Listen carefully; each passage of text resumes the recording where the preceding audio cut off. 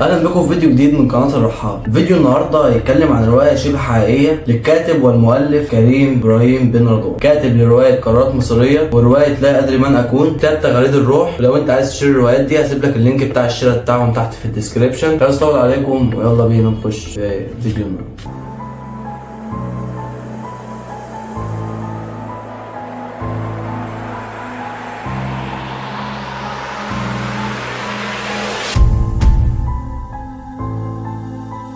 فيديو النهارده هيتكلم عن شاب طبيعي زيه وزيك، وفي يوم من الايام حولته الايام تماما لشخص يقرب ان احنا نقول عليه سفاح بسبب اللي حصل له في الماضي بتاعه وهو صغير. شخصيه النهارده هتبقى اسمها انس. بتبدا الروايه تحكي وتقول: ما تحكمش على الكتاب دايما من اول صفحه، المفروض تتعمق عشان ممكن تقرا حاجه ما سمعتش عنها قبل كده. في المدينه الصاخبه في حته هتلاقي فيها الحارات ضلمه مع شوارع النور اللي بتتوه، كبر انس اللي دايما حاسس انه غريب في دنيا ما يعرفهاش، والناس تحس كده انها مش متقبله وجوده. كانت عيلته قاسيه عليه جدا لانها اسطى نشأت في ظلال الجهل والدين اللي كانوا تقريبا شبه مش موجودين في اهله، ومجتمع كل الناس بتتجاهله فيه. بس من جوه قلبه كده كان حاسس ان في امل ان الحياه ممكن تكون احلى. كبر انس وبقى شخص بالغ وبدا يدور على مكانه في العالم، رغم ان نيته كانت طيبه جدا الا ان الماضي المشوه وداه لسكه هو مش حاببها خالص. في ليله ضلمه وهو قاعد بيلوم نفسه، حاسس بالذنب والانتقام وانه محشور جوه دوامه مش عارف يخرج منها. اللي بيعمله ده ما كانش لحظه جنون او انه رغبه في انه يأذي حد معين، بل ده كان انعكاس لحاجه كانت محشوره جواه. محاولته الفاشله في السيطره على العالم شبه خارج عن السيطره اصلا. في البدايه كان بيشوف افعاله ديت انها وسيله لاثبات حاجه لنفسه بتحيط قواعد المجتمع اللي كانت رافضاه، لكن مره في مره بدا يدرك ان الدوامه دي اصلا موداه في 60 داهيه. وكل صوره كان بيبعتها للشرطه كانت بتوضح رغبته اكتر في ان هو اصلا عايز الشرطه تلاقيه عشان يخلص من العذاب اللي هو فيه. وفي يوم وهو قاعد بيتفرج على نفسه في المرايات بتاعه الصيدليه، لقى عم اشرف صاحب الصيدليه نظره في عينيه كده ان هو شخص خبيث. ده مش خبيث وبس، ده خبيث وضايع. لما تقول كده كان بيدور على حد يمديله ايده ويساعده. عم اشرف خد خطوات بسيطه وراح وبدا يتكلم معاه ويقول له: ايا كان الطريق اللي بتعيش فيه دلوقتي دايما في طريق للخروج منه. انا ممكن اساعدك انس بس لازم تكون صريح معايا.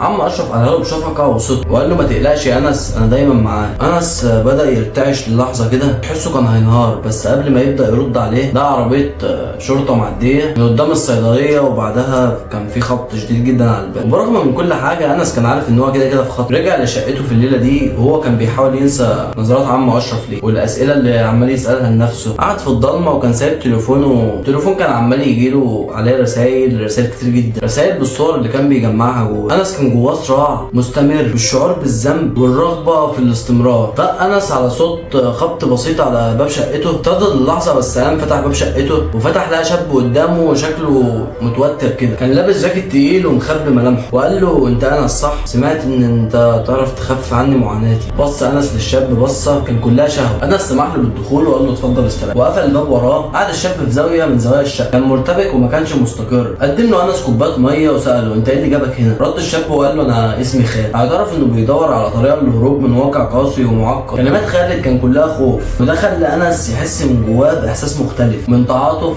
واستغلال الموقف. قرر انس انه يعمل اللي بيعمله على طول وياخده عشان يعمل فيه عمليته في الليله السوداء دي. بعد ما انس طبعا عمل عمليته السوداء حس بحاجه مختلفه وشاف وش خالد البريء في الصور، حس ان المره دي كانت مختلفه. كانت نظره خالد جواها حاجه انس ما شافهاش قبل كده، براءه ما اتلوثتش لسه بقسوه العالم وثقه في شخص ما يستحقهاش. بدات دماغ انس توديه وتجيبه، كان عارف ان اللي عمله ده معدي كل حدود الانسانيه، بس هو كان مدفوع بشيء اقوى من مشاعره، رغبه عميقه وشهوه في الانتقام من مجتمع قاسي جدا خلى انس الشخص اللي عليه دلوقتي. استمر انس انه يبعت الفيديوهات اللي هو بيصورها دي للشرطه، بس من جواه كان بينهار تدريجيا. بدا يسمع اصوات بالليل ويشوف ضحاياه في كل مكان في الشقه. في الليله دي السما كانت بتمطر جامد، وانس كان قاعد في شقته بيشوف الصور والرسائل ويسال: هل الناس كلها تستحق افعالها؟ في ليله ضلمه وهو بيدور عن ضحيته الثانيه جاله رساله مش متوقعه. كانت الصوره دي وهو قاعد في صيدليه مع عم اشرف، تحتها كومنت بسيط كده: احنا عارفين كل حاجه. في الليله دي لما انس كان مستمر في طريقه الغلط استدرج الضحيه اللي بعدها لشقته، وكان انس مفكر ان هو بيعرف يسيطر على الموقف وكده، وانه قادر عن فصل مشاعره عن افعاله. بعد ما عمل عمليته المهببه ب 60 نيله كالعاده قعد لوحده في الضلمه بيفكر في اللي عمله. بس المره دي كان في حاجه مختلفه، بدا يحس بعبء اكبر من اللي كانت بتحمله نفسه. كان بيشوف الشاب ده في كل زاويه من الاوضه، وصوت الولد كان بيتردد في ودنه وما كانتش صرخات حقيقيه، بل كانت صدى لضمير انس اللي كان بينهار. ومع ذلك استمر انس في اللي بيعمله، مدفوعه برغبه وشهوه عميقه في الانتقام من عالم رفضه واهانه. كان بيشوف في كل ضحيه نفسه انسان مكسور بيدور على مخرج من ظلامه. وفي ليله بقى كان بيدور على ضحيته التالتة، جه وخبط على بابه لقى جوز ضباط شرطه واقفين قدام الباب ومعاهم مذكره باعتقال. انس ولا اتحرك ولا جرى ولا هرب ولا عمل اي حاجه، بص للظباط وضحك لهم ضحكه خفيفه وقال لهم كنت عارف انكم هتيجوا.